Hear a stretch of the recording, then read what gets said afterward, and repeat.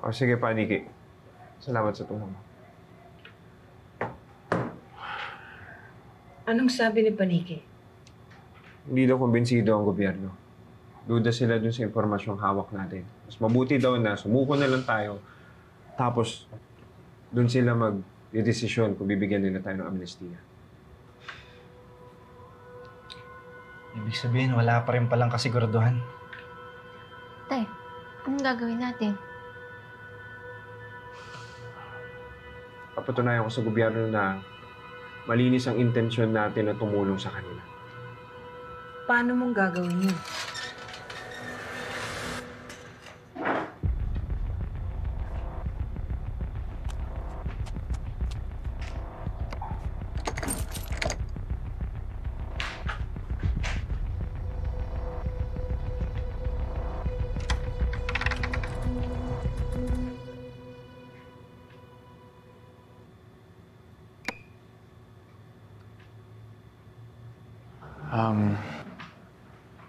Magpahinga ka na ha. Tawagan mo na lang ako pag may kailangan ka o may problema. Sige, ingat ka pa, uwi. Good night.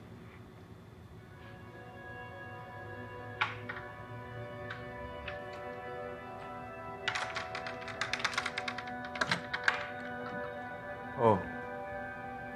Ba't kayo natin yung tarantadong yun? Magkabalikan na kayo? Hindi pa. Pero eventually, doon na din pupunta yun. Kaya nga, once na mag-move in na dito si Jordan, hindi na pwede yung mga squatters dito. Tita Shaira, baka naman pong pwedeng kaawaan niyo na lang po kami.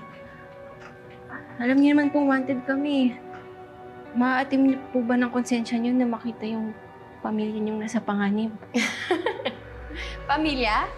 Wow Big word. Alam mo ba, na simula ng pinili ni Leon at ng tatay namin, yung buhay ninyo sa kuta, we stopped being a family? Si Jordan na ang pamilya ko ngayon at hindi ko siya ipagpapalit sa inyo. Tita Shay. Billy. Tama na, huwag ka na magmakawa sa kanya. Dahil kaya naman natin to kahit nung wala ng tulong niya. Gamitin na natin yung perang hawak ko.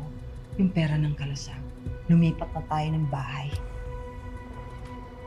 Ay, ayun naman pala eh. Ano pang hinihintay ninyo? Eh di umalis na kayo. Pero don't expect me na bibisitahin ko kayo sa presinto kapag nakulong kayo dahil wala na akong pakialam kahit masira pa yung mga buhay ninyo. Hindi mangyayari yun. Dahil pag nagtagumpay ako sa mga plano ko, magiging malaya kaming lahat. At mababawi ko si Christy, mabubuo yung pamilya ko. Kahit wala ang tulong mo. Ate, sige. Gawin mo yan.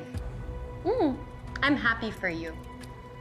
Para naman, di ba, maging useful ka at baka sakaling gumanda ang buhay mo. Sige na. Go.